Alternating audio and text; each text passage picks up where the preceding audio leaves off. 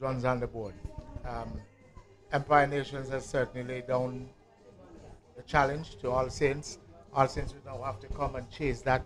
But at least it's a total that they can work with. It's not a small total. It's not a big total. It's one of those in between totals. Um, they're playing on unfamiliar unfamiliar grounds at the Coolidge Cricket Ground for this third place game. Not at King George, not at All Saints, grounds that they're very familiar with, grounds that are fast scoring. So they will have to um, defend what they have put on the board, but also All Saints will have to attack knowing the conditions and knowing what they're capable of doing. So the score 187 for 8, because remember he was run out. Ajari Joseph was run out at the end, and he was run out for 10, and not out at the end of the innings was Africa. He was not out on 3. 187 for 8 of their 40 overs Empire Nation. The bowling for All Saints Pythons, Malik Marcelin, 8 overs, 1 maiden, 3 for 41. 3 for 41 from 8 Marcelin. Jalen Francis, 4 overs, none for 29. Andrew Samuel, 8 overs, no maidens, 1 for 29. Larry Joseph, 8 overs, 1 maiden, 1 for 24. Dimitri Lucas, 3 overs, not 1 for 21. Dimitri Lucas, 1 for 21 from 3. And Kadeem Josiah, 2 overs for 15 runs. So that's the situation. Empire Nation, 187 for 8 or 40. All Saints Pythons will need 188 to win the match. We'll be back with more coverage of this ABCA Super 40 playoff for third place here at the Coolidge Cricket Grounds. Until then, we'll take a break and hope that you will rejoin us for more coverage.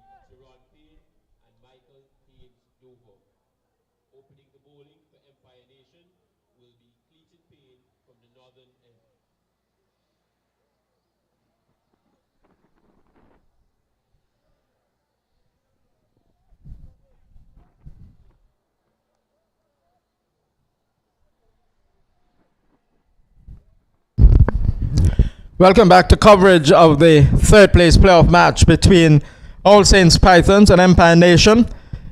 Empire Nation having made 187 for 8 of their 40 overs. It means that All Saints will need 188 to win. We're going to see the first over being bowled from the far end or the northern end of the Coolidge Cricket Grounds. And Clayton Payne will be the bowler in operation. And Michael Dover will be the batsman on strike. Dover opening the bowling with Tyrone Payne. And so we're going to see the start of the reply of All Saints Pythons. Here is Clayton Payne with the first delivery. And Dover is quietly across his stumps and plays this one defensively out towards the cover position. And there is no run. So the 187 for 8 built around Justin Athanase's fine knock of 60. A knock in which he held the innings together. Here is Clayton Payne, right arm over the wicket. This is hit high in the air. It has gone away. I think it has gone one bounce into the boundary at backward square. Oh, it has gone for 6. He has gone for 6. Wonderful stroke by Dover. He really put bat to ball. It was shortish. And Dover is a very attacking batsman. And he swung it away down to the backward square position. And it's gone for 6 runs. So what a way to start his account. What a way to start the account of All Saints Pythons. They're chasing 188 for victory. They're 6 for no wicket after 2 deliveries. Clayton Payne bounds in once more. Right arm over the wicket. Outside the off stump. Will be called a wide. Yes, it is. By umpire James Trotman. So the score is 7 for no loss in the opening over. So Africa's 60 was the predominant score. 36 came from the bat of the captain Kenrick Scott. And 26 was made by Damian Lowenfield. 20 at the end. Well, towards the end by Gary Jubry, who had that partnership of 77 with Athanase for the 6th wicket. This is a good delivery. Made some height. It was an effort delivery from Clayton Payne outside the line of the off stump, and he was rising when it got into the gloves of the wicket keeper. Wicket keeper there with number 65, it looks like, on his back. Let's have to get the number right. The numbers are very difficult to discern because they're almost the same color as the uniform. So that's not a pretty design. That's not an imaginative design by whosoever designed that. So it's very, very difficult to see.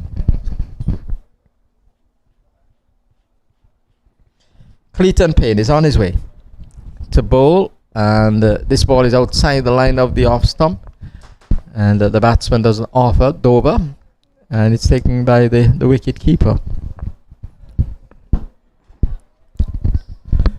So the wicket keeper is Jubry.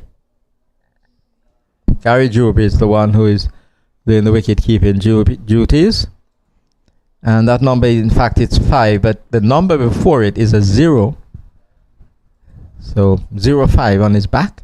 Outside the off stump, and it's cracked away down to the cover boundary, 4 runs. Cover point area, to be precise. Wonderful stroke from the exciting opening batsman. Diminutive in stature, but there's nothing small about his stroke play.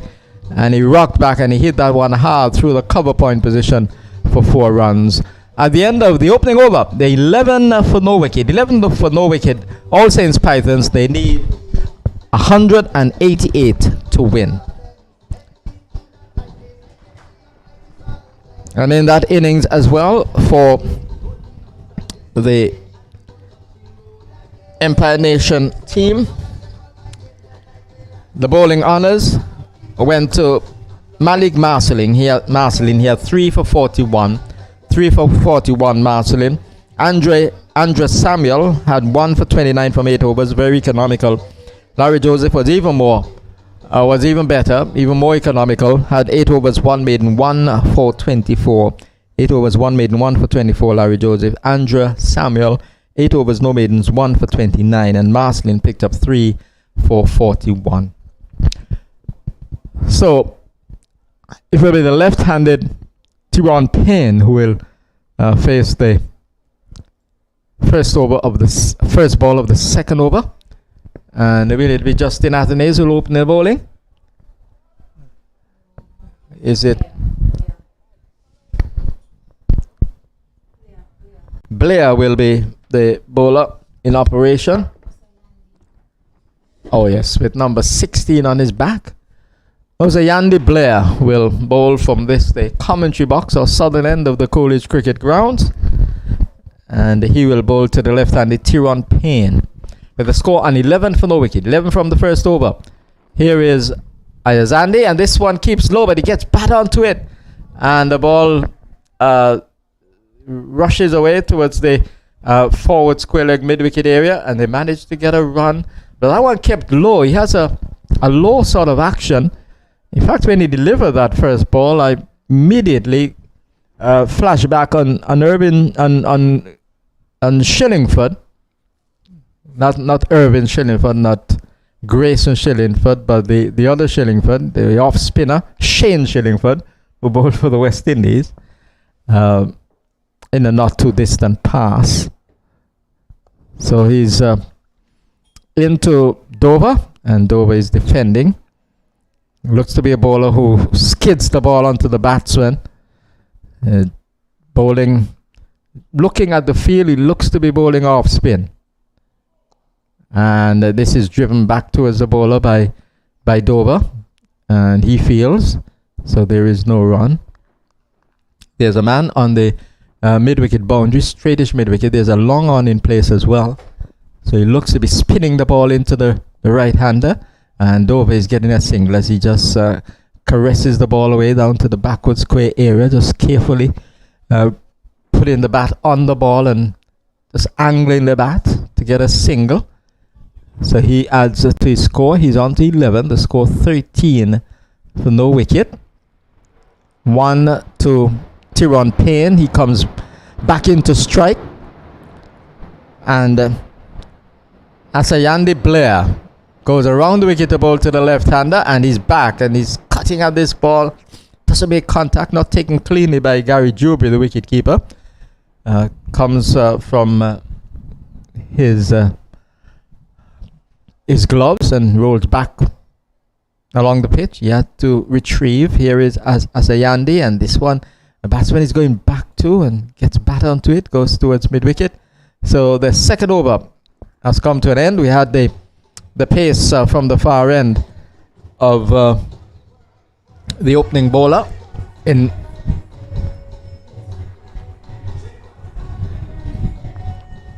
so we have had pace and we have a spin to begin the reply, to begin the innings of All Saints Pythons, and so far 13 runs have been scored, and 11 coming from the bat of the opening batsman Michael Dover. Dover hitting a 6 in the very first over, delivered there by Clayton Payne, and had a 4, I think, off the last delivery. Looks around the field now, and here is Clayton Payne at the top of his mark, looking to go into bowl to the right-handed Dover with a score on 13 for no wicket. There's a slip in place, a third man, a backward point, and a cover, a short extra cover, and a mid-off. Here is Clayton Payne, right arm over the wicket, into bowl to Dover. Dover is hitting this one in the air, down towards the third man position, and it goes, well, it's well fielded by the fielder, almost going for 4, but he did well there. The fielder at third man, he scurried around and at the point when he made contact with the ball, his foot was in the air, although over the boundary, but it was in the air. So he managed to make the save, and they got a couple of for it. So very good work by the fielder at third man. 2-2 Dover. He's on to 13, and here is he coming across his Thompson, playing this quietly out towards mid-on for Justin Athanaze there to do the fielding. Justin Athanaze, an off spinner in this Empire lineup, former captain, played very well for his 60 early on. Here is a ball which is outside the off stump. He plays and misses. That's Michael Dover playing at that delivery outside the line of the off stump. Not been able to make contact. Ball taken by the wicketkeeper. Wicketkeeper Gary Jewry. On the onside, there's a mid-on, there's a forward square leg, and there is a long leg just beyond the rope.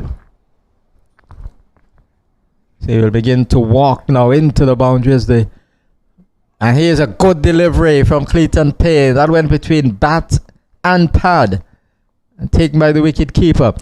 Not fully committed there, going half forward was Michael Dover, and the ball went between a gap between bat and pad, and through to the wicketkeeper Gary Jewry.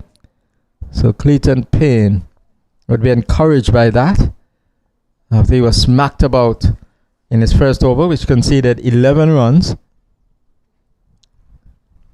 Easy in outside the off stump, and it's cut away and fielded by the man, half stopped in fact by the fielder at cover point. It travelled very, very quickly. It was a ball which was hit powerfully by Michael Dover. He's a powerful hitter of the ball, and it was half stop. It raced to the cover point position, and they managed to scamper a single. So Tyrone Payne will face Clayton Payne for the first time in this innings. The score on 16 for no wicket. Over number 3 in progress. Payne strides in, goes past umpire Trotman. This is a ball of full length, and he drives back towards the bowler. Goes to the bowler on the bounce. That was the last ball of over number 3. 3 overs completed, 16 for no wicket. All Saints Pythons, they need 188 to win the match. Empire Nation having made 187 for 8 of their 40 overs. Justin Athanaze got 60, 36 by Kenrick Scott, and 20 from Gary Jewry. Marcelin had 3 for 41, Samuel 1 for 29, and Larry Joseph 1 for 24. So it will be Asayandi Blair to continue the attack. He will bowl his second over, and a similar field to the one which was employed when he bowled his first. He's on his way, off spinner in, and here is Michael Dover watchfully forward and just strokes the ball out towards the cover point area, and there is no addition to the score. It remains on 16 for no wicket. On a sunny afternoon here at the Coolidge Cricket Grounds, the home of Cricket West Indies, we're watching Asayandi Blair, and Dover is forward. Looked to be in a little bit of difficulty there, not looking to play anything aggressively, not trying to force the ball away, just putting bat to ball. They took the inner half of the bat and went towards the forward square leg area. Here is ball being cut at, and it went by through to the wicket keeper. So he gets the ball to skid on as Asayandi Blair, opening the bowling from the southern end. He's in to bowl to Dover, and Dover has hit it over the top, and I think it has gone for 6. No, it fell short of the boundary. Wide long off. It was up to him, and he went into the drive. Now once he gets width, Dover will hit you, and he certainly got the width on that occasion, and he smacked it over the top into the wide long off boundary for 4 runs. So Dover quickly heads into the teens. Dover quite an aggressive batsman by nature. He's on to 19 now. 18, correction. Not 18. The score is 20 for no wicket.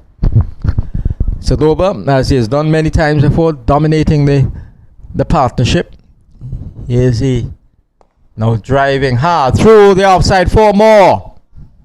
Timing and placement perfect. There was a ball up to him from Blair, and he went into the drive, and the ball went between the fielders at extra cover and the mid-off, both inside the circle. Mid-off gave chase, but only to retrieve because the ball had sped across this very fast outfield and down to the wide long off boundary for 4 runs.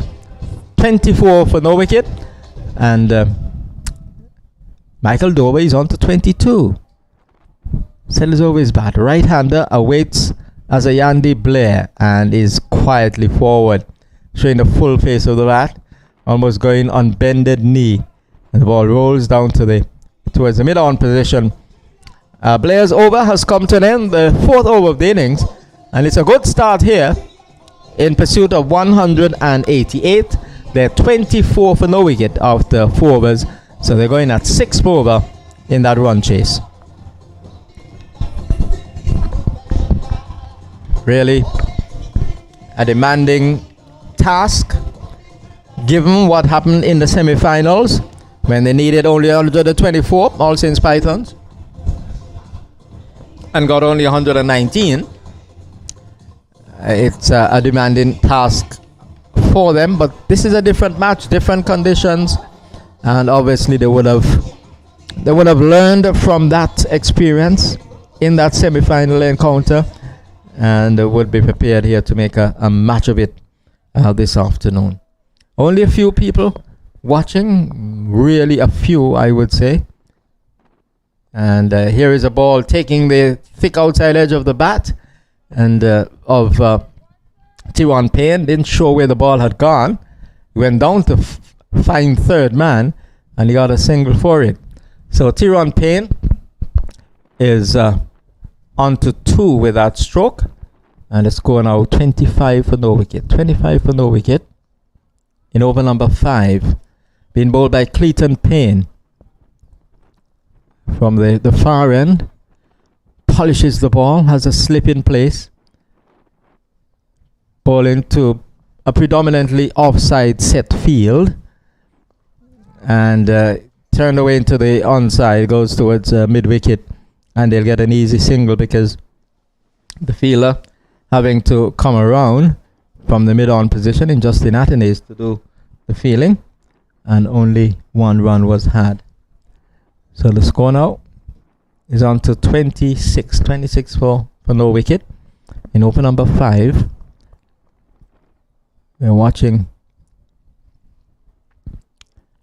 Clayton Payne as he comes in to bowl to Tyrone Payne, and the ball is clipped towards square leg, and they'll get 4 overthrows. Is it 4 overthrows? Yes, 4 overthrows. It was a wild throw coming from the fielder at that square leg position, and the ball missed everybody, and it went down to the boundary for 4. So another boundary to the cause of All Saints Pythons. It's now, the score has now gone on to 30 for no wicket, and this is over number 5 in progress.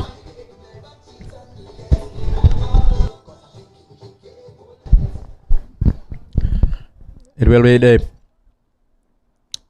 bowler Clayton Payne to continue the attack. That would go against the bowler.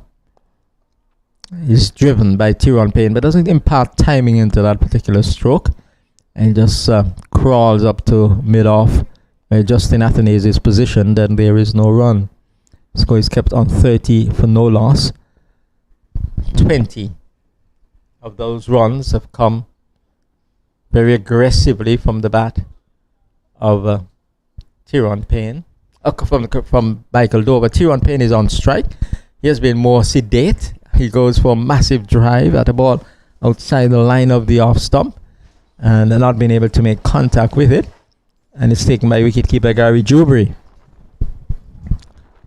So Payne walks back to the top of his mark and looks to come in once more. Clayton Payne bowls from the far end, northern end of the ground, and this is driven out to Athenaeus. Athenaeus is there to field easily, and that completes over number 5. Clayton Payne, operating from the far end, has managed to bowl 3 overs so far. 3 overs, no maidens, none for 20. Not figures that he would be happy with. 3 overs, no maidens, none for 20.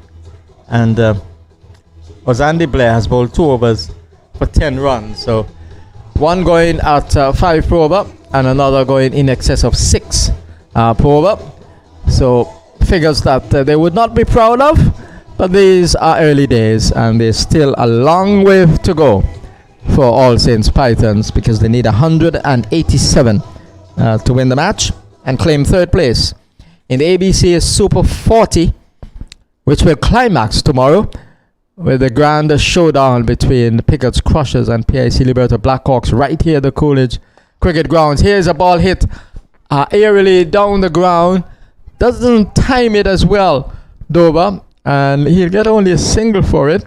It was a full toss from Yandy Blair, and Michael Dover normally would have hit that to St. John's or maybe to English Harbour, but he didn't quite get hold of it, and he got it behind the bowler, and the long on had a lot of time to run around. Tyrone Payne is now on strike, and they'll get an easy single as he clips the ball towards the forward square leg area. The keeper, Gary Jubry, gives chase just on the edge, just inside the center circle, and the 30-yard circle, that is. And they get an easy single. Score pushes on to 32 for no wicket. All Saints Pythons, the aggressive Doorways in strike now, gets a ball which he drives down to long on, and only a single for him, as the player there with number 11 on his back, that's Ajari Joseph, the brother of Alzari Joseph, the West Indies player, around from long on to do the fielding. Score on to 33 now, 33 for no wicket.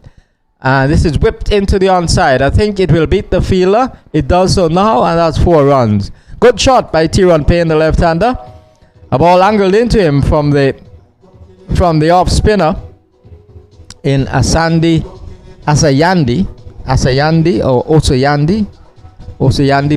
Blair, and he whipped it away down to the square leg region for 4 runs. So the runs are flowing here for All Saints Pythons.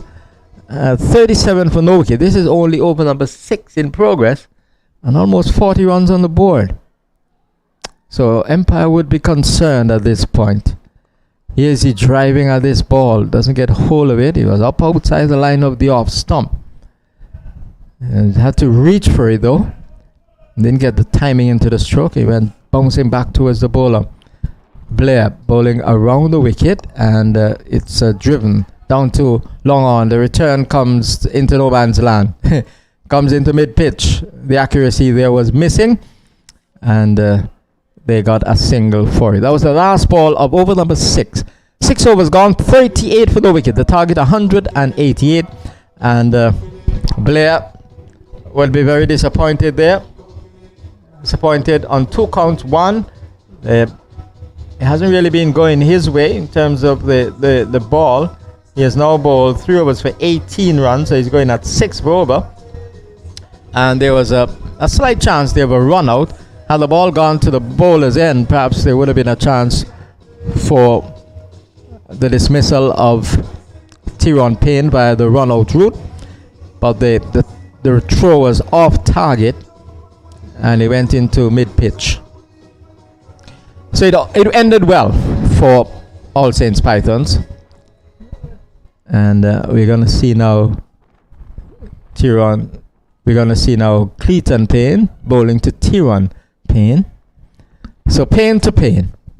Here is Clayton on his way to Tyrone. outside the off stump. He's dabbing at this delivery, not taken cleanly by Gary Jubry. It was a difficult take. The ball was low, and it deflected from him and went down to a short third man area, and the fielding had to be completed by the third man fielder, and they got one for that. Was it a bye? No, there was no signal, so he must have had a touch onto it.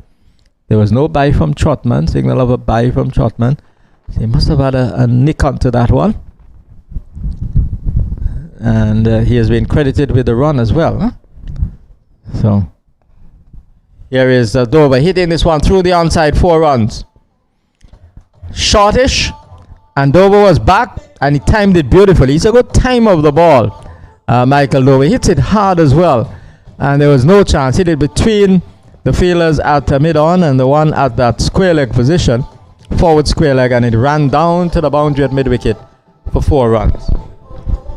43 now is the score. 43 for 3 at the start of the 7th over, in the middle of the 7th over of the innings. So this must be of concern to the captain Kenrick Scott. But we see Linton Africa, who is having a word with Clayton Payne. Linton Africa, we're going to see him during the course of this innings, bowling leg breaks. He's at a short extra cover position. Outside the off stump, and Dover is slashing and missing. And shows disgust just by his reaction after he missed that ball outside the line of the off stump. He could have hit it for 4, he could have edged it as well. Score remains on 43 for no wicket. Over number 7 in progress. The target is 188. So Kenrick Scott is going to make an adjustment to the field. He's taking himself out of the slip position. He's pushed back the square leg. He's going to go in the general vicinity of mid-wicket. So he has made that decision and that field change. So he moved from slip to mid-wicket, and the square leg, who was inside the circle, has gone on the boundary at backward square. This ball is taking him on the pad, loud appeal. Umpire Trotman just skips away from the stumps in the event that the ball was directed in that area, because the batsman had scampered through, and it was a leg bye. So the leg bye has pushed the score on to 44 for no wicket. 44 for no wicket, and this is over number 7 in progress. So Clayton Payne 3.4 was none for 25. None for 25. 29 to Dover. 13 to Tyrone Payne. And they're going at a good clip. So we're watching as Clayton Payne comes around the wicket to bowl to the left-handed Tyrone Payne, pushed away towards cover point. Just explores the possibility of a run, but there was no single there. The ball was travelling too quickly down to the point area, and Kenrick Scott was the fielder, the captain, was around to do the work. Seems to have done a little bit of damage to the right knee, and going down to make that stop. Was hobbling momentarily. Seems to be okay now. Outside the off stump, and Payne is flirting with danger. He just puts the bat towards the ball, and he went past the bat into the gloves of the wicketkeeper. 7 overs completed. 44 for no wicket. 44 for no wicket, with 29 to Michael Dover and 13 to Tyrone Payne. They're chasing 188 to win the match. There are 40 overs in which to do so, and they've made a good start in pursuit of that. Empire Nation, in their last match, they got over 200 runs, but they lost the game as well. They were playing against PIC Liberta Blackhawks. They were chasing on that occasion, Empire Nation, and they fell short. And today they have set a target. They didn't get up to the 200 run mark, but they'll be hoping that they'll be able to come out victorious this time. We'll just have to wait and see. So the attack will continue at this end. We're going to see Justin Athenaeus into the attack. So Athenaeus replacing Osayandi Blair. And Blair bowled what? He bowled 3 overs, didn't he? 3 overs, no maidens, none for 18. That was the effort of Blair. So Justin Athenaeus, the other off spinner, has come on to replace him, bowling from the commentary box or southern end of the Coolidge Cricket Grounds. Justin Athenaeus' vast experience will have played for Antigua and Barbuda several years at the Leeward Islands tournament level. So here is Athenaeus, almost in line with the umpire. So just bowls off a few paces. Umpire Keller Joseph. She stands there as Athenaeus goes in, and the ball is tucked away towards mid-wicket. A chance for a run out. The ball is fired towards the bowler's end. Tried to run out Michael Dover, but he was home, and so he got a run to his effort. Dover is on to 30 with that single, and the score is pushed on to 45 for no wicket in over number 8. 45 for no wicket in over number 8. Justin Athenaeus, the left-hander, comes in to strike, bowls around the wicket. He's bowling off spin, and Tyrone Payne hits it down towards the mid-on position. Hesitation between the two, and the fielder there was a little bit slow in reacting. Now Linton Africa is at that straightish mid-wicket position, and the feeling was, based on the body language of some of the feelers for Empire, was that he should have gone for that one, but he allowed the fielder inside the circle at mid-on to go for it, and they got the single. Dover, left-hander, the right-handed to strike, the left-handed Tyrone Payne coming off strike, and the ball is hit off the back foot down towards the mid-on position for the bowler to do the fielding. That's Justin Athenaeus, who's in, and he stands up straight and plays it into the offside for the bowler to pick the ball up, and there is no run. It remains on 46 for no wicket. Loud appeal. Umpire Keller Joseph says not out. That one skidded on to Michael Dover. Justin Athenaeus cannot believe that decision went against him. But Dover was certainly beaten. He was back, but I think the judgment of the umpire that he would have missed leg. He's bowling off breaks as well, and this is turned away by Michael Dover towards mid-wicket. So the over has come to an end, and it's a reasonable start by Justin Athenaeus. Only 2 runs coming from that over, the 8th over of the innings, and the score 46 for no wicket. 46 for no wicket. They need 188 to win the match.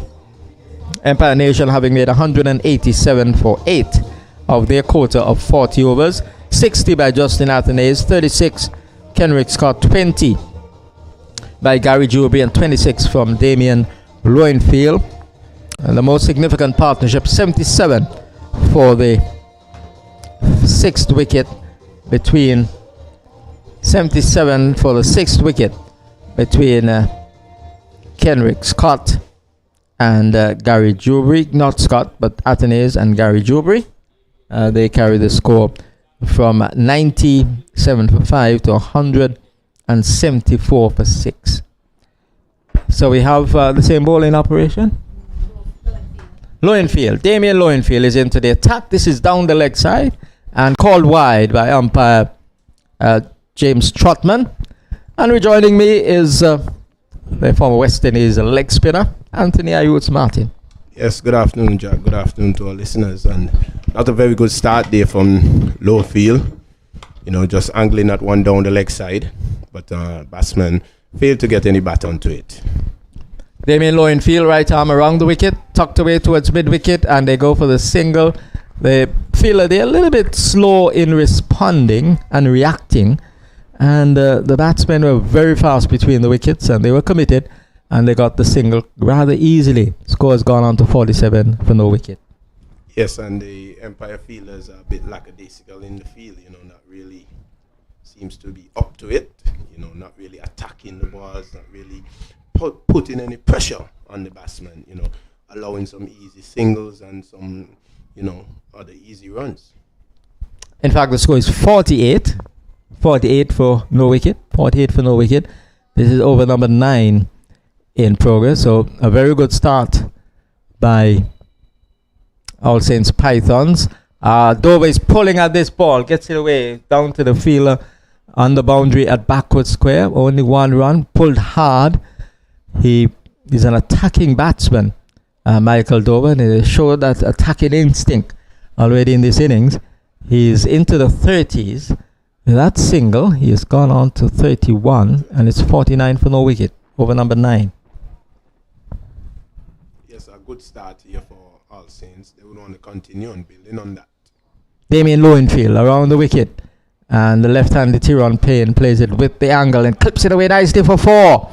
Oh, the timing was superb. The bowler bowling around the wicket, angling it into the left-hander, and he whipped it off his pads. The man at that square leg position on the boundary tried to get around, could not, and the ball went over the rope, the boundary, bringing up the 50. 53 on the board, and the 50 has come up of 53 balls, 35 minutes, 7 fours and 1 6 in the 50. So they're going at a good clip. We're watching as Lowenfield is in, Tyrone Payne is forward, and the ball lobs off the pad and goes away towards the straight mid-on area. No run results from that. So the 53 balls, 35 minutes, 7 fours and 1 6. Very encouraging. Yeah, good start here from All Saints, going along quite nicely, putting some pressure on the Empire. Damien Lowenfield is in. This ball is going in the air. I think probably was all pad on that occasion. That's when coming across his stumps. There was no peel because that would have missed the stumps. The ball angled into the left-hander, the left-handed Tyrone Payne. And Jack Lowenfield really not bowling to the plan here because he's angling everything into the leg stump. He'll try again. He's bowling around the wicket, right arm, medium pace, and ball is driven out to the mid-wicket position. And he goes straight to the field up. The over has come to an end. The first one for Damien Lowenfield. So the Empire Nation team making a double change. First, Athenaeus bowled the preceding over from the commentary box end. And then Clayton Payne was relieved from the far end. Athenaeus taking over from Blair in light of what has happened so far with the scoring rate going at quite a clip. But Athenaeus was quite economical in his first, conceded just 2 runs. But Lowenfield conceded 7 in that opening over. That's not the start you would want. Yes, exactly.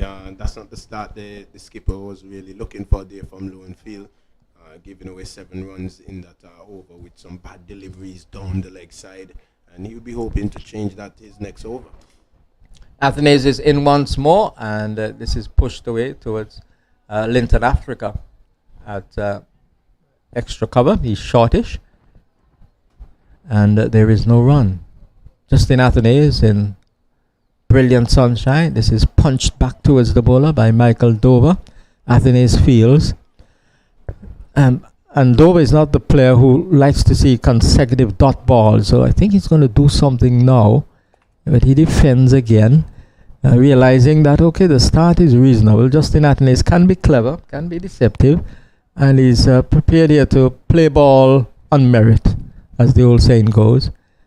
He comes forward. This one not quite there for the defensive prod. I think it was a little bit early in that defensive push. There's a little bit of bounce as well from Athenaeus. That particular delivery was a bit slower, so he got some more bounce. Yes. So here is Athenaeus. He gives it flight, and the batsman is defending, and he goes away towards Linton Africa, and there is no run. Score remains on 53 for no wicket. So he has what, 2 deliveries left. And this is pulled away down to backward square, 4 runs. Well, it was shortish, and Michael Dover, he doesn't like to be bogged down, and he really went into that sweep shot, and he half sweep, half pull, and got it away down to backward square for 4 runs. Yes, a good shot there from Dover. You know, Atenes just guilty with the line there, and Dover asked him Dover punish him for that badly lined delivery, bad length delivery, and the All Saints Pythons are well on their way at 57 without loss. Very good going here from All Saints after 10 overs. So 10 overs ball. Yes, after 10 overs they're 57, scoring at 5.7 runs per over. Very good going here for All Saints. Empire, on the other hand, now would want to, change that. Lowenfield in his second over, he would want to change the start that he would have gotten in his first over by giving away 7 runs. He would want to change that and tighten up a little bit. As we notice, he's changing to over the wicket to the left-hander. Lowenfield in, bowl to Payne and push back along the track down to Lowenfield. Didn't collect cleanly. The fielder from mid-on came in and collect that, and Lowenfield on his way back to his mark, shining that ball, trying to get some swing out of that. Lowenfield on his way in past the umpire, bowls to Payne, and Payne tried to pull that. That wasn't there for the pull shot. It wasn't short enough for the shot, and it hustled him a little bit, So he was definitely not in a good position to play that shot. So he'll want to buckle down and, try to play the ball on its merit. Lowenfield in to bowl to Payne, pitch up delivery, push back to the extra cover fielder in Linton, Africa, who fields, give it a juggle or two, pass it on to Justin Atenes at the mid-off position, who gives it a little shine as well, trying to keep it clean, so it gets the movement that they're looking for. Lowenfield again in, bowl to Payne, outside the off stump, nice delivery. That's the sort of line and length that you would want to have the left-hander, playing at, just outside the off stump. Ask him to fish outside, and Payne wants to feed something onto the bat, so he's pushing at it. It's not there, and he's pushing at it, still searching. Lowenfield in past the umpire, bowls to Payne, and that's a good delivery there. Beating Payne outside the off stump, a little bit of movement after pitching back into Payne there. Cuts him in two. No answer for that question there. Payne is out of sort for that particular delivery. No answers to that delivery. Very good delivery there from Lowenfield, and he would want to continue in that vein, Lowenfield. In past the umpire, bowls to Payne, and a good shot there by Payne. Pitch on about the middle stump and whipped away through the onside. 4 beautiful runs through the mid-wicket region. As we welcome Jack. An excellent stroke. It was airborne, but it was timed to perfection, and the ball sped away towards the eastern side of the College Cricket Grounds. Wonderfully executed by Tyrone Payne, and really it's a platform here that the All Saints Pythons team will try and make count in the end. They will try and get to that 188 run target. They will be hoping that with 61 runs on the board, no wickets yet going down, that they will able to do what they did not do last weekend and emerge victorious here today. But we're talking about this good old game of cricket where events can change very, very quickly. And so you have to really play until the end to get that success. It's not over until it's over. It's not over until it's over. Linton, Africa will bowl his first over. And his first ball is defensively played by Michael Dover, respectfully forward to the leg spinner. Bowling from the commentary box or southern end of the ground, goes in once more, and this is a stumping chance. Did he make it? I don't think he effected a stumping early enough.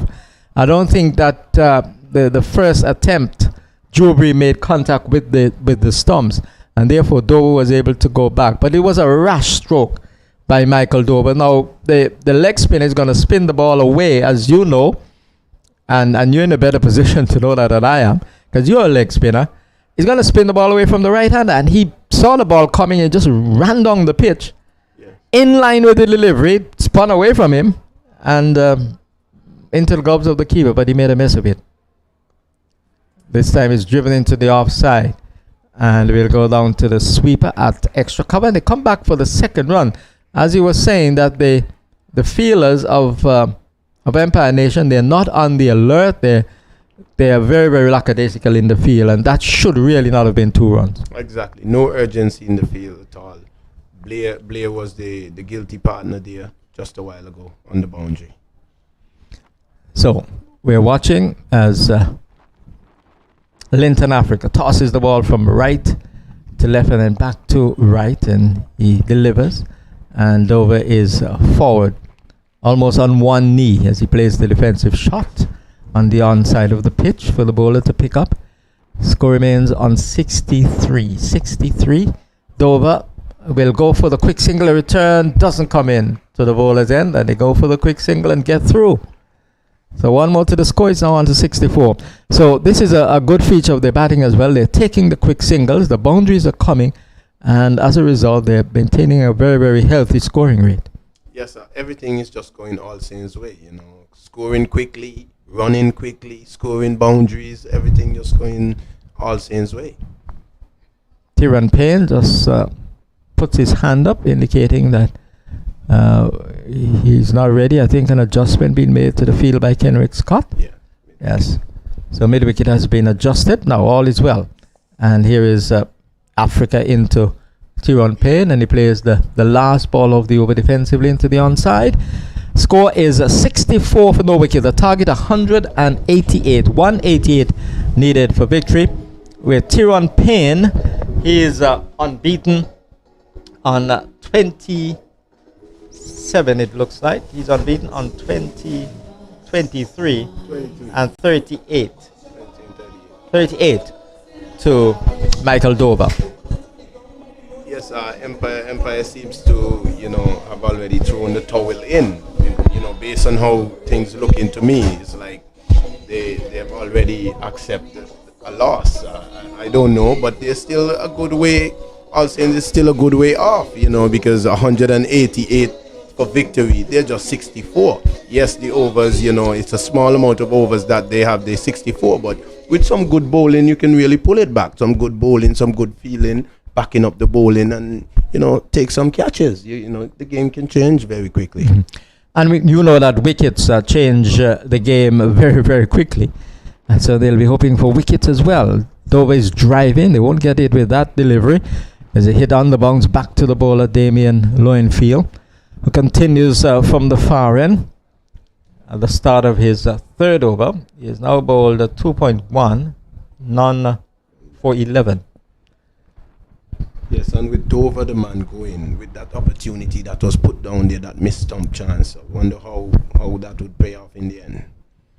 Damien Lowenfield is outside the line of the off stump, and Dover plays and misses. Ball keeping a little bit low outside that line of the off stump, taken low down by wicketkeeper Gary Jubri. Jubri is a name that we associate with cricket in Montserrat. We know that Jubri has played, in fact, more than one cricketer out of Montserrat has come out of Montserrat with that name. Last ball defensively played, no run resulting, remains on 64 for no wicket. I'm trying to remember the name of the Montserrat player. This ball is defended, and they had to put the brakes on, especially Michael Dover, because he was up the pitch looking for a run, but was sent back by Tyrone Payne because there was danger lurking with two fielders moving quite energetically towards that ball. And that was Jari. Yes, and that created doubt in the minds of the batsmen. So much better feeling on the part of Empire on that occasion. Oh, this is a good delivery, and he'll get a single.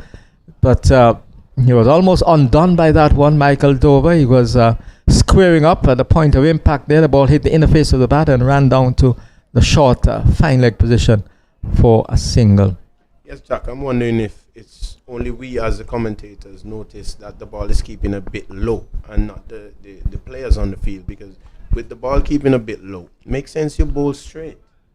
So, if the batsman miss, you would create a very good opportunity to get a wicket, whether LBW or bowled. Indeed. And so let's hope that they make that observation and do something about that. The ball is played at, but he doesn't get enough onto it. The last ball of the over, Tyrone Payne trying to hit it through the offside. He just crawled to Linton Africa, who holds on to the ball because he will continue the attack from this end. He'll bowl his second over. His first over, he conceded just 3 runs in that opening over, Linton Africa. And a missed opportunity as well. Yes, because he could have had the prize wicket of Michael Dover. Dover charging down the pitch. But really, without looking and realizing that the ball wasn't quite there for that, exactly. And he missed it. That was a good ball just outside the off stump, and it even turns a little bit more away, so it left him in no man's land. The battle resumes between the two of them, and this time he's looking for single, and he gets it. Gary Jubri really found himself in a tangle. He was looking to whip the ball back towards the stumps with his back to the stumps, and in fact ended up not being able to do so and had to take a tumble, and the batsman crossed for a quick single. I think that was the more difficult opportunity there. I think if he had chose to go to the bowler end. Here is Africa, and batsman goes back, Tyrone Payne. Ball keeping a little bit low again, and he got enough bat onto it to go towards extra cover. Jawari Edwards is the fielder. Here is Africa electing to go round the wicket now to the left-handed Tyrone Payne, and Payne gets one outside line of the off-stump invitingly, but he doesn't accept the invitation. He lifts the bat exaggeratedly and allows the wicket-keeper Gary Jewry to take. Standing up, crouches now as Africa is into bowl 2, and he hits it down to long on. Will be a chance for catch. No, it missed. It is missed by the fielder, and it has gone away for 4. And it was a difficult catch. The fielder there on the boundary looks to be Ajari Joseph. Had a lot of work to do. Not sure if he set off right away for that particular ball, but it was always going to be difficult. I think perhaps what he should have tried to do is get around it to make the save. But he tried to take the catch, and it was always going to dip away from him. And that's precisely what happened. So 4-2 Tyrone Payne. Here's a ball well up to him, given generous flight by Linton Africa. The batsman is forward. Gentle push out towards Jawari Edwards at extra cover. The 70 now on the board. 70 from 13 overs.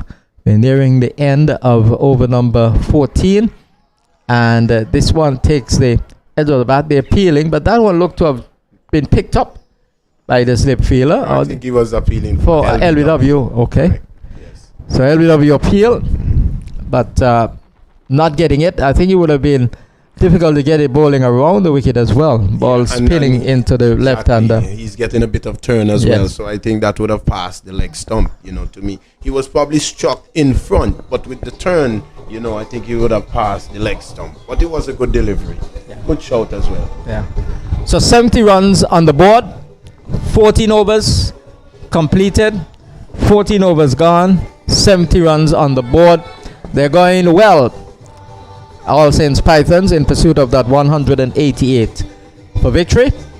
And so we could be in for a very good afternoon and a very good finish here to this playoff game ahead of tomorrow's grand finale between Pickett's Crushers and PIC Liberta Blackhawks for the championship trophy. Damien Lowenfield continues, ambidextrous player. He bats left and bowls right, just as Curtly Ambrose does. And this ball is overthrown, and they managed to get back for the second. So we've seen it a couple of times. The returns have been off target on several occasions, and they've been made to pay for that, Empire Nation. And certainly on that occasion they did, because they were able to come back for the second. The score now 72 for no wicket. I said as Curtly Ambrose did during his career. I'm not saying that Damien Lowenfield bowled and batted as well as Curtly Ambrose, especially bowled. Just that he's a bowler bowling with his right arm outside the line of the off stump, and the batsman doesn't offer. It's taken by Gary Jewry.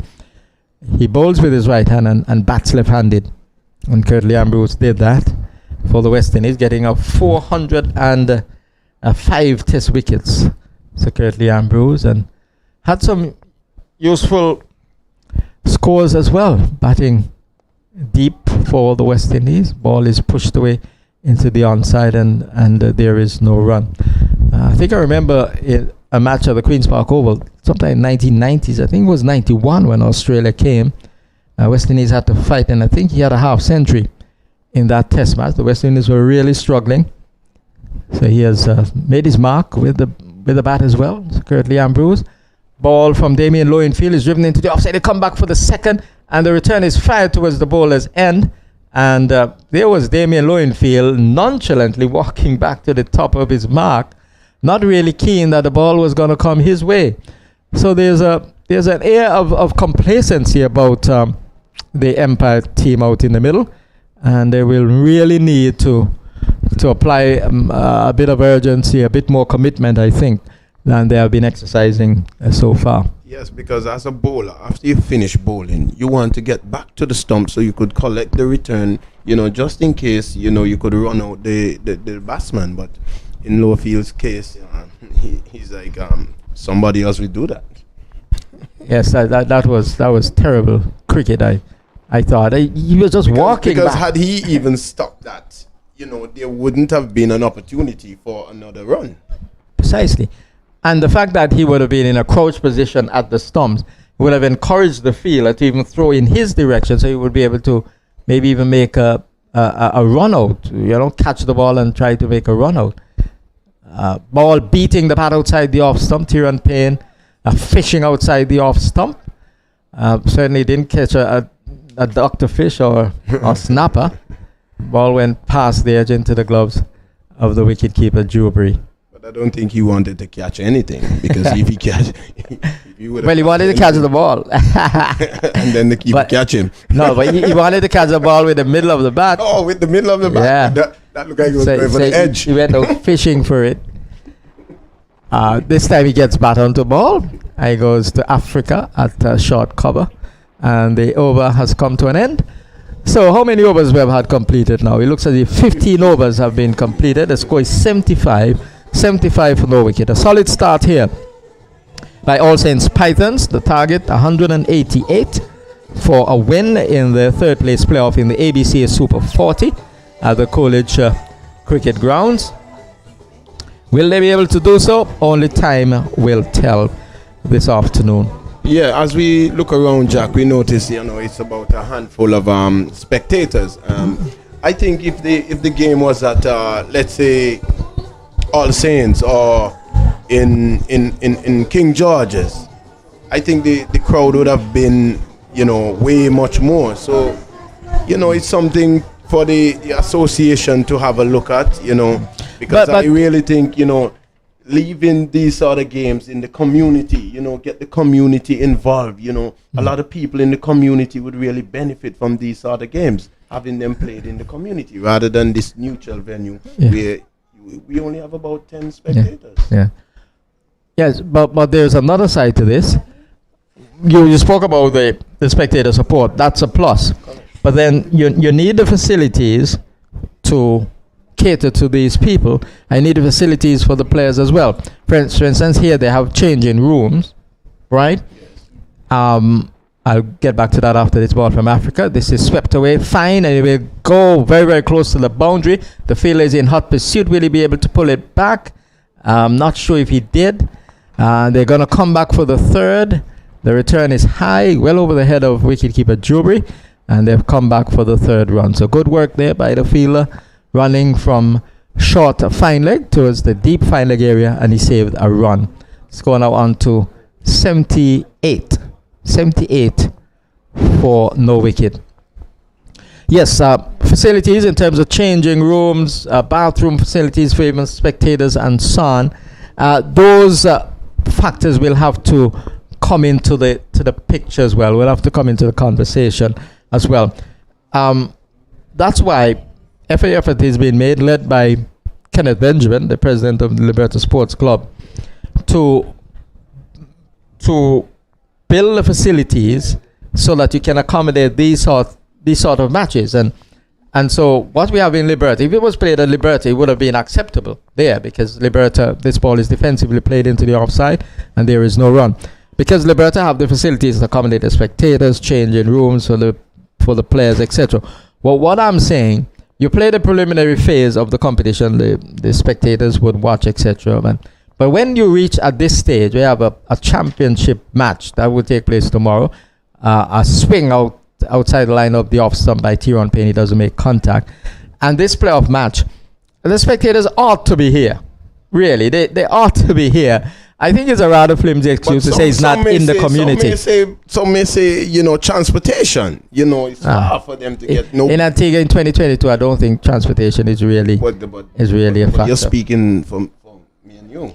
No, I'm talking about buses, etc., etc. But some people would have to catch 2 buses. Yes, but it's a one-off situation. It's a one-off situation. Well, what I'm saying, we need to move up in terms of how we're gonna run cricket, how we're gonna, if that's the case, deal Jack, with cricket. then the preliminary rounds should not be played at the grounds. Then they should put the preliminary rounds. No. You're missing the point. You're missing the point. I'm saying that you will have the preliminary rounds at the venues. Yes, Jack, but if the preliminary rounds could play there, then the semi-finals could play there as well. That's how I look at it. Okay. Well, you see it differently. We're going to agree to disagree on that one. This ball is defensively played. But what would you make of Liberta now? Liberta making an effort to develop their facilities for the simple reason so that the spectators and the players can be accommodated. What do you say to that? Okay, so why not take the game to Liberta then? Or you're saying maybe one of the teams may have an issue with the game going to Liberta because Liberta is not a part of this game that's playing. This third place game, Liberta is not a part of it. So you would not want to take it to Liberta then because Liberta is not a part of it.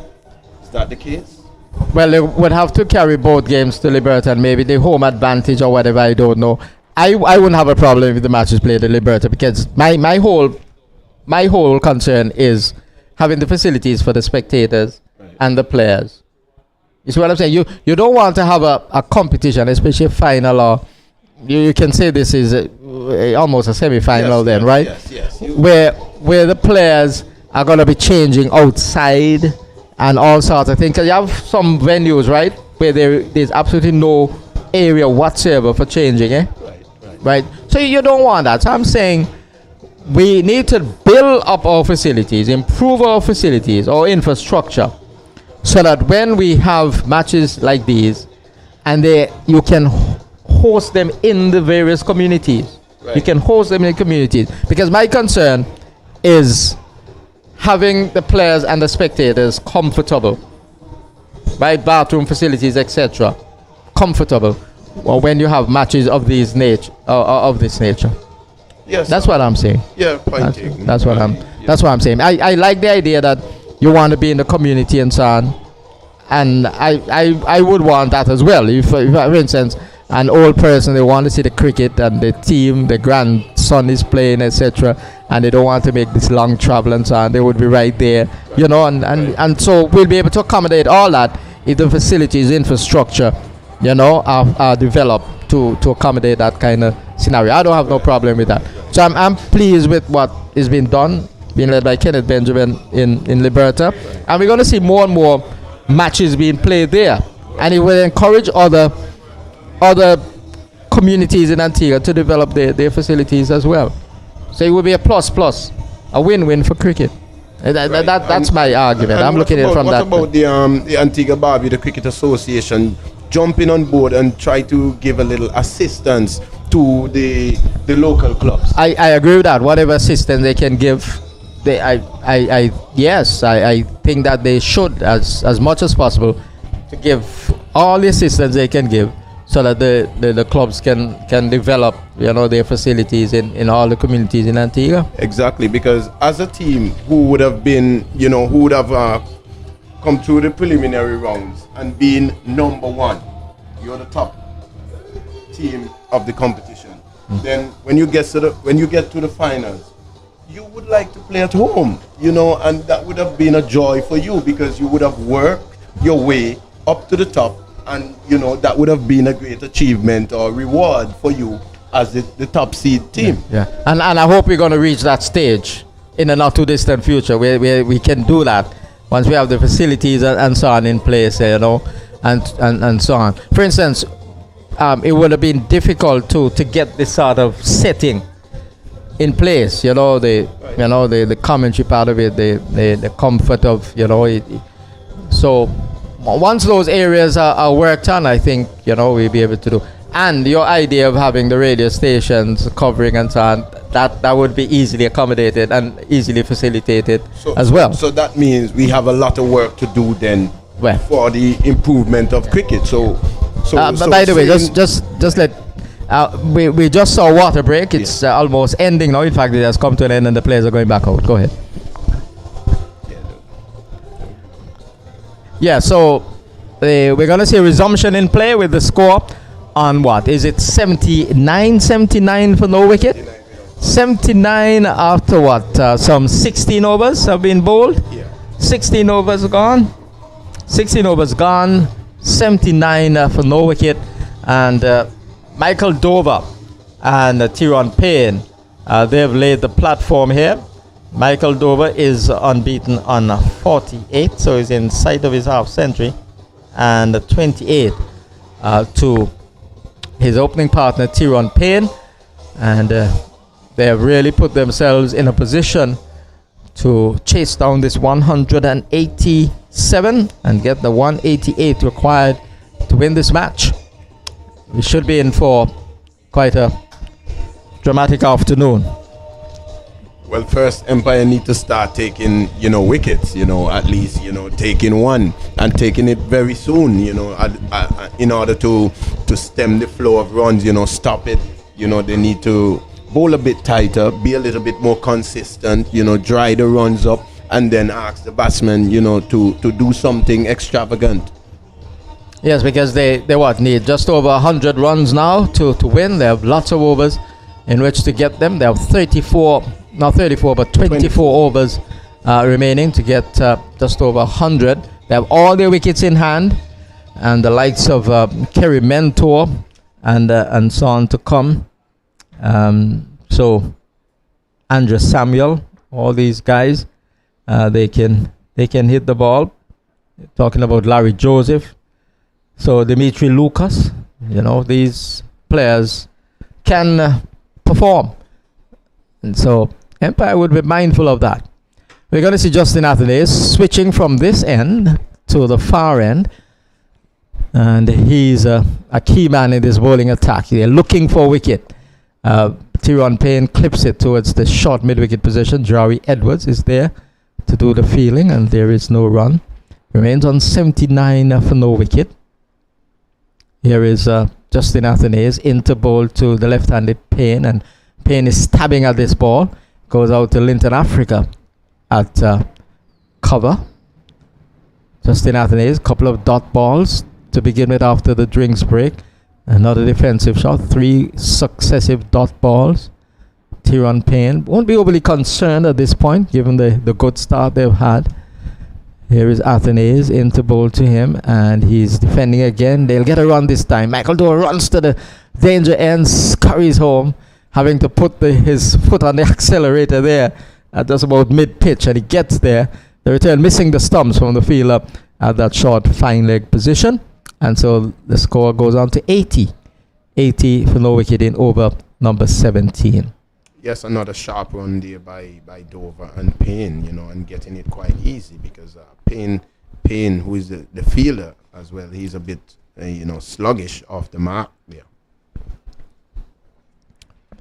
So here is Athenaeus, and here is Dover coming forward, head well over the ball, on bended knee, and the ball rolls up on the offside of the pitch. But wicketkeeper Jury to skip from behind the stumps to pick up Athenaeus now with his last ball. Only one run coming from that over. They almost got two there. Athenaeus just standing up. Ball running away from Jawari Edwards. So, first over since the drinks break. Only one run coming from that. 80 for no wicket. 17 overs completed. There are 23 overs to come. The target is 188. So where the first wicket is going to come from, Anthony Martin? Well, you basically have to build some pressure. That's a good start there after the water break with Justin Athenaeus. Just one run coming from it. And what the Empire team would need now is for Linton Africa, who is coming with the second over after the break, is to back up Justin Athenaeus with that good over of one run, maybe even getting a maiden or one or two runs, just to try and build some pressure here. And then with the hope that it would break, that the batsmen would do something rash. Exactly. In an attempt to free themselves of the stronger hold. We'll see what happens. Africa is opted to go around the wicket, bowling leg spin into bowl to the left-handed Tyrone Payne, who is readily onto the front foot and just guides it away down to the backward square area. Gets a single. Ajari Joseph was in from short fine leg. Couldn't prevent the run. And so they get another run. 81 the score now. We're talking about the 1981 Test match at the Sir Vivian at the Antigua Recreation Grounds. Long before you were born. I wasn't nowhere around. long before you were born, Anthony Martin, myself, and Zorobadi were talking about. I just saw 81 a while ago, coming up on the board. Africa is in, and Dover plays defensively, and there is no run. That was the very first Test match played in Antigua. I'm going to ask you if you can make a guess as to how many runs Vivian Richards made. He was then Vivian Richards. He wasn't Sir Vivian Richards. Ball is short and pulled away mightily down to forward square leg for 4 runs by Dover. He gets his 50, and he lifts his bat in acknowledgement of the applause from the teammates and some of the spectators. Few spectators we have here. It was short. It was a long hop from the leg spinner, and he duly pounced on it and hammered it down to the square leg position for 4 runs. Yes, a good shot there from Dover, a short delivery there from Linton Africa, and was given the treatment there, the treatment it deserved, crashing into the boundary boards over there in the sticky wicket pavilion.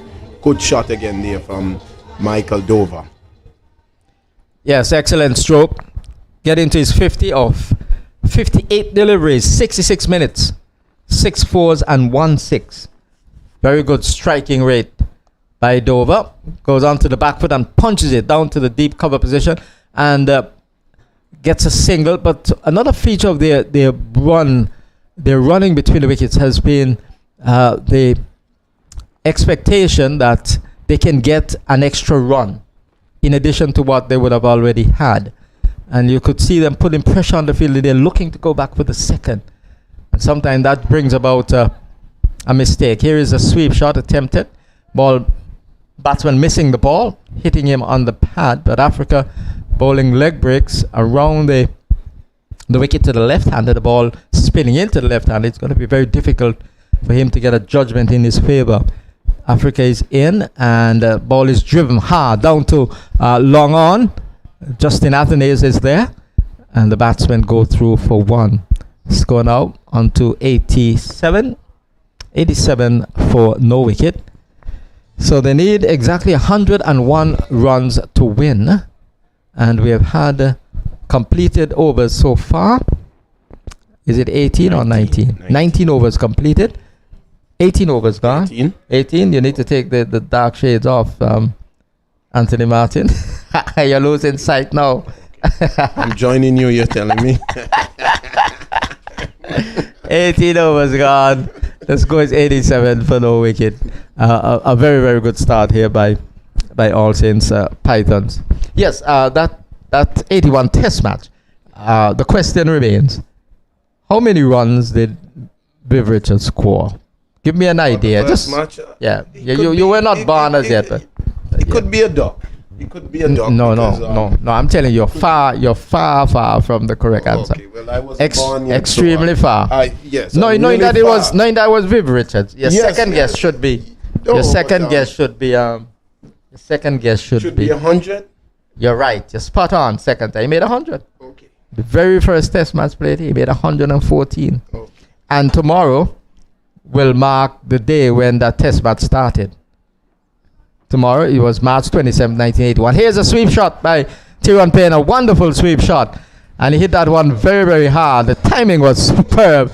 And he went down to the fine leg position for 4 runs. So Tyrone Payne is batting very well here for his team as well.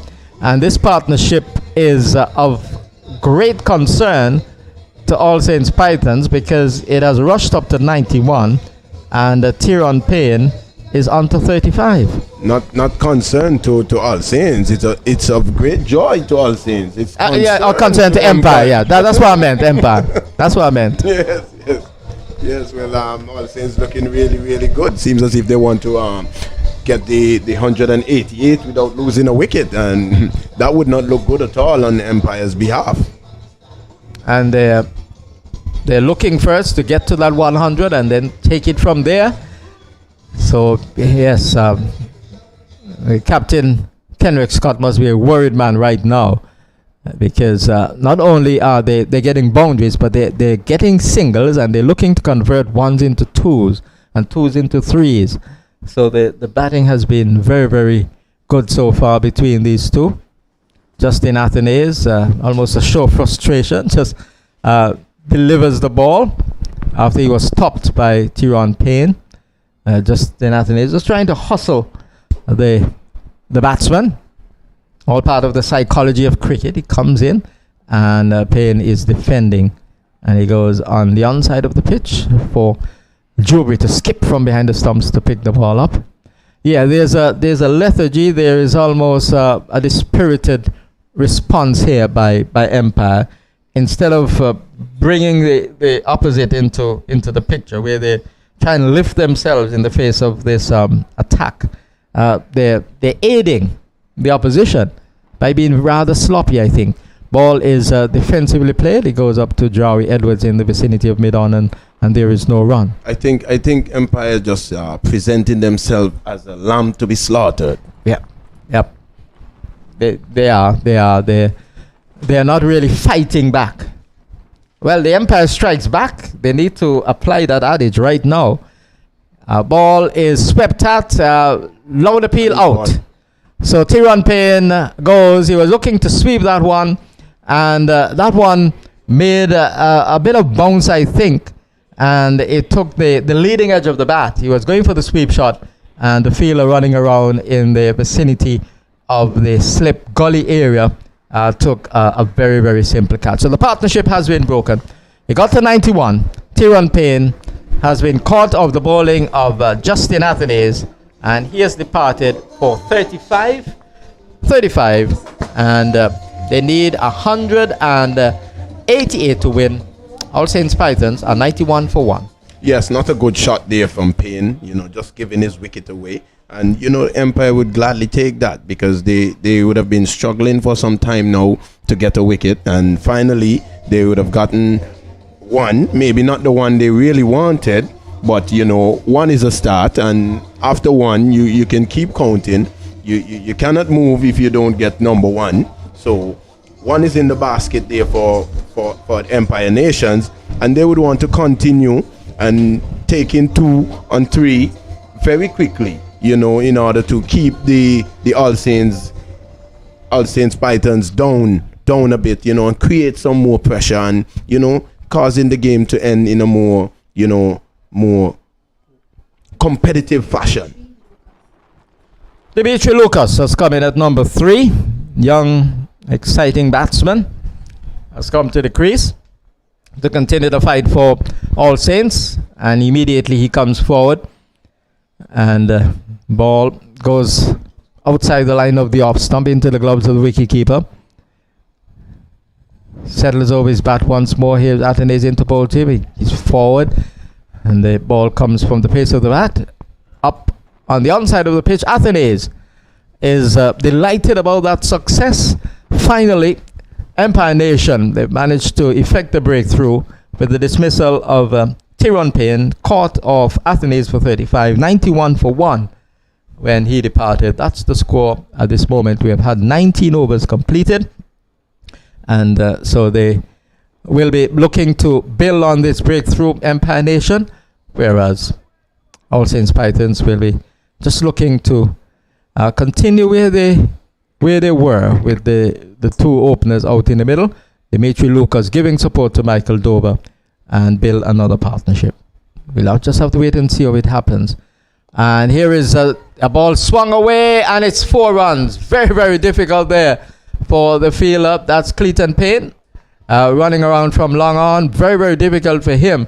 He needed a super effort in this Super 50 playoff match for him to take that catch. Superman would have had to appear to take that catch, Anthony Martin, because it was hit hard by Dover. And the ball was always dipping and going away from the long on fielder. And really, he just could not get there. 4 runs to Dover. And he rushes on with that boundary onto 57. And the score now 95 for 1. Yes, and you realize Dover is still in a rush, even though he would have lost his partner in Tyrone Payne, he's still on the go, still going hard at it. And as we see the captain making a change and moving Clayton Payne and putting himself in that wideish long on position, but even him could not have stopped that.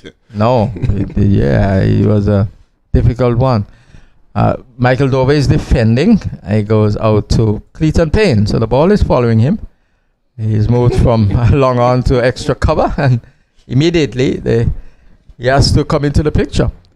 Here is Africa into bowl to Michael Dover, and he's forward, rolls the ball away towards mid-wicket, and it's Jarawi Edwards in that position who does the fielding. There's a saying, Jack, there's no hiding place out there. No hiding place. No hiding place. Africa is in, and Dover is defending. And the ball rolls on the onside of the pitch. Jarawi Edwards having to just come a few paces in to pick the ball up, and there is no run. So Dover seems to have had it all worked out. He's on 57, faces Africa, and goes back and cuts at this ball, misses. Trying to reach for the leg spin of that ball, carried it away from the batsman. And he was reaching for it, missed it. He's into ball to Dover again, and Dover is driving it, almost caressing the ball. It wasn't anything full-blooded. He was just allowing the ball to come onto the bat and stroking it towards the mid-on position. The ball was intercepted by Jarawi Edwards at mid-wicket. And so another over has come to an end. We have had, some 20 overs completed. So they're at the halfway point, 20 overs to come. The target is 188 to win the match. 1 wicket down. All Saints Pythons are in the driver's seat right now. Yes, Empire really not bowling enough good overs consecutively. Justin Athenes, who just finished his over from the top end, he's been replaced. And that over was a good over. That over was the over that the Empire Nations would have gotten their first wicket. So I'm wondering the logics behind of that. To take off Justin Athenes, who would have gotten the Empire first wicket, I think they should have given him another over. He has 4 overs. He has 4 more remaining. Give him another over from that particular end, and it would have been perfect for him because he would have been bowling at the new batsman. So he's the informed bowler, bowling at the new batsman. So I'm wondering the logics behind of this change here, Jack. Yes, I'm wondering if the captain is thinking that he's going to go deep. And so he will need to have Athena's in reserve. But as you said, 4 overs, another one, he will still have 3. Exactly. So, yes, so maybe that would have been a better ploy. But we wait and see what happens here. The ball is turned away into the onside. Is Damien Lowenfield back into the attack?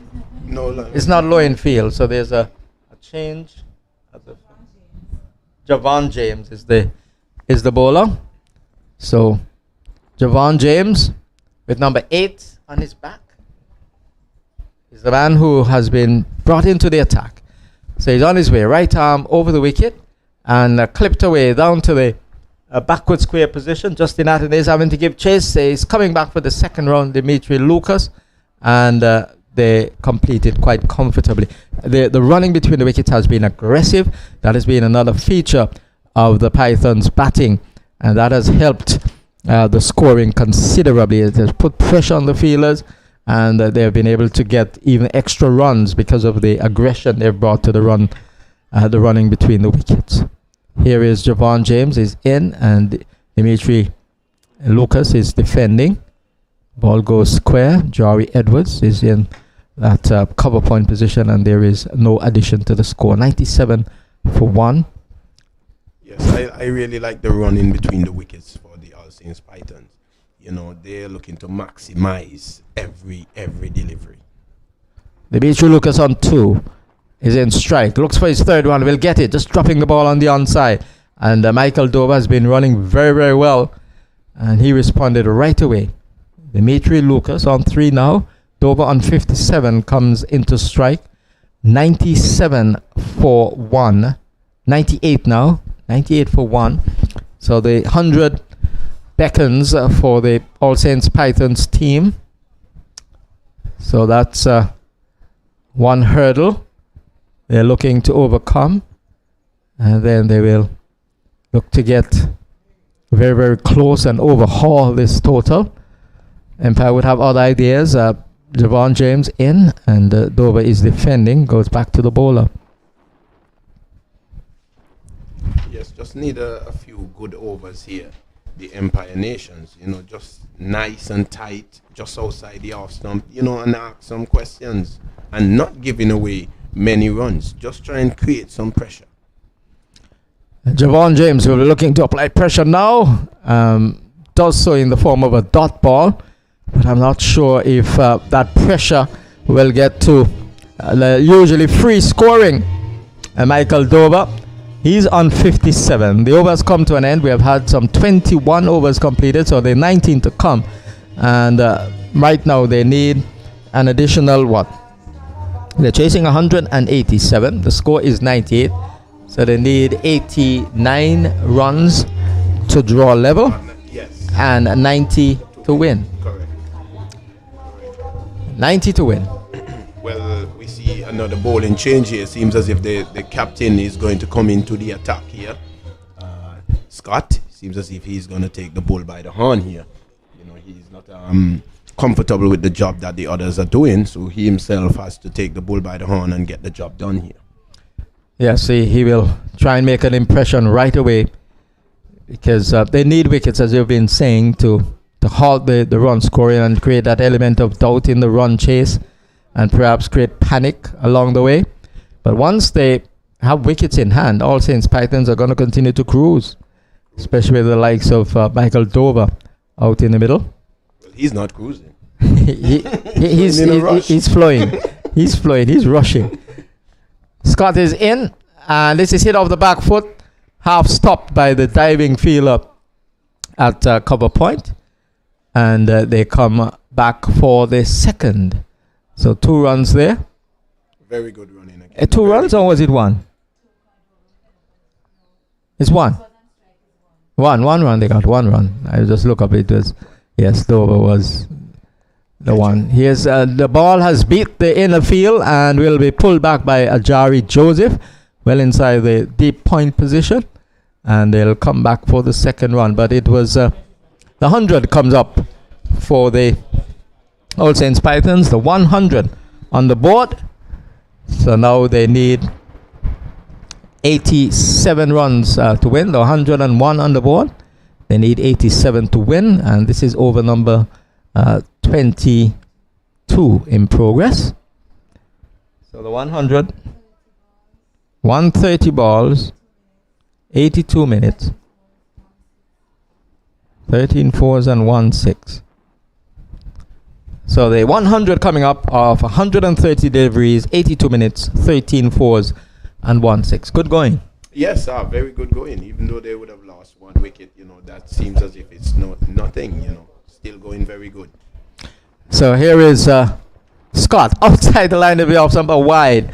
Perhaps the widest delivery we have seen during the course of the day. Michael Dover was literally chasing that ball outside the line of the off stump. And so Scott not getting it right on that occasion. Another one of these ambidextrous players. He bats left and bowls right. Just bowling at a slow pace here. Perhaps just mixing it up in terms of spin. Comes in, and this is flighted. And the batsman Dover goes back and strokes it on the offside of the pitch for Scott to pick up. 102 for 1. Here is Kenrick Scott, the captain of Empire. This one is flighted and beating the bat. The bails flicked off by wicketkeeper Jubri, but Dover had his back foot grounded. Seemed to be bowling leg breaks based on the feel I'm seeing here and based on what just happened. Just getting enough turn there to go past the bat of the right-handed Michael Dover. 102 for 1. This is short and this is hammered away. 4 runs, 1 bounce into the boundary at wide mid wicket. It was a long hop and Michael Dover will not let those go by. And he went back and he really hammered that ball, hit it particularly hard. And Jari Edwards at long on had no chance to get close to that one. 106 for 1. And Dover has gone into the 60s. Dover is on to 61 with that stroke. 63, correction. Punched into the offside. Dimitri Lucas doesn't respond to the call of Dover. So he will retain the strike. That was the last ball of the over.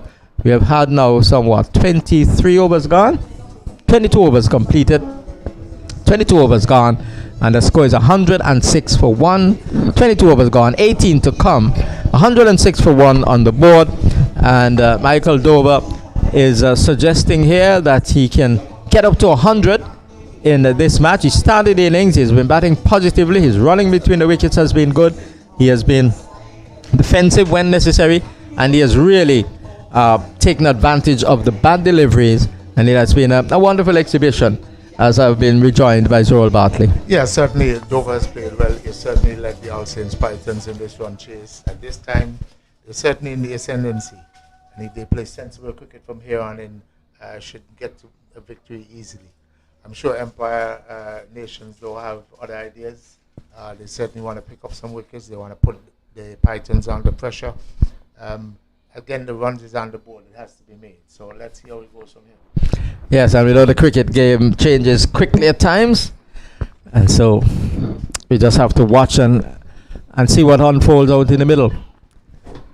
It will be the bowling of Javon James, correction. Javon James clipped away by Dimitri Lucas down to the fine leg area. Justin Athanaze is there, quickly around. And the batsman sprint for a single, clipping that ball off his toes down to the fine leg area. 107 for 1.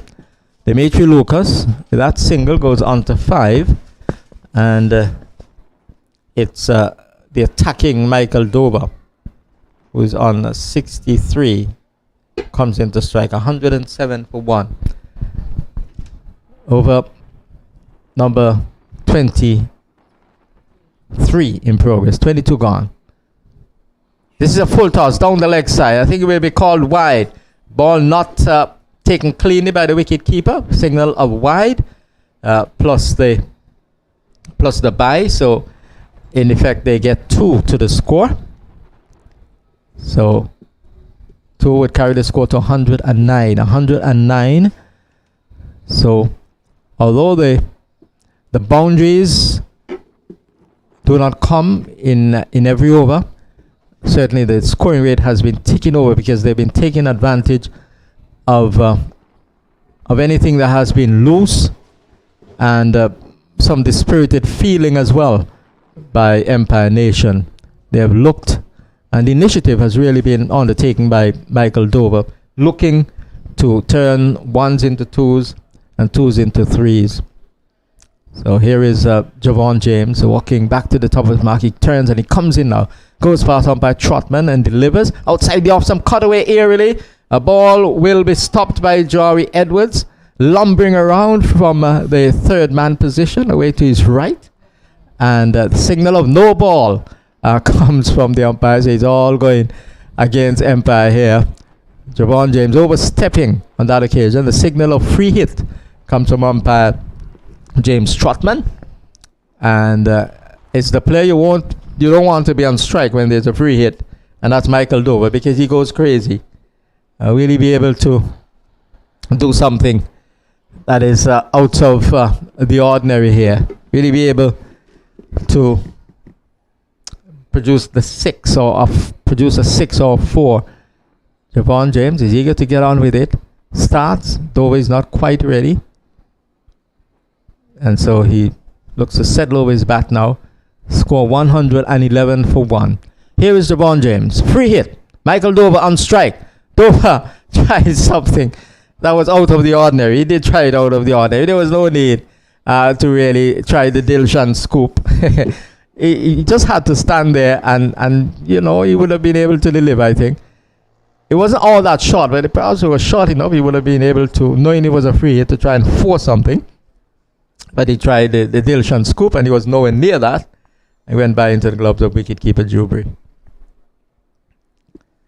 So, looking at the score of that test match, I'll give it to you in a moment. Here's a ball, and it's just away from the fielder and down to the boundary for 4.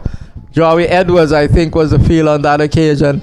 He was leaping away to his right, trying to get a hand onto the ball. He could not, and he fell rather heavily. I don't know if the building shook when he dropped, because Jari Edwards is not the tiny-looking, small of body Jari Edwards. We saw representing Antigua. He has put on some weight and just couldn't get there, and the ball ran away for 4. He certainly made a good effort, Jack. He hung in the air, goalkeeper style, going to his right. Eluded him and couldn't pull in the catch, but good effort from Jari. Now here is Michael Dover punching the ball off the back foot down to the deep cover area. They've crossed for 1. They won't get a second. The return comes alongside the stumps to the bowler's end. Javon James takes it. And so the run scoring continuing at quite a clip here for All Saints Pythons in the pursuit of 188 for third place in the ABCA Super 40. He's now on to 68 years. 116 for 1. Strong reply to 187. And here is a ball which is caressed nicely, finding the gap as well. 2 fielders are in pursuit. Will they be able to pull it back? Yes. It's pulled back inside the boundary, and they come back for the second. A graceful looking stroke from Dimitri Lucas. The ball outside the line of the off stump, full length, and he just caressed it, allowing the ball to hit the face of the bat. And with the open face, the ball ran away down to the backward point position for a couple of runs. Good looking shot by the youngster. And the runs continuing to flow with 1s, 2s, and the odd boundary. Yeah, and All Saints Pythons will be very pleased with the way that over went. They picked up some runs. The momentum certainly going with them. An opportunity there presented in the form of that catch. Jari had tried to pull it. It wasn't an easy one. Made a valiant effort. In the end, it went down to a third man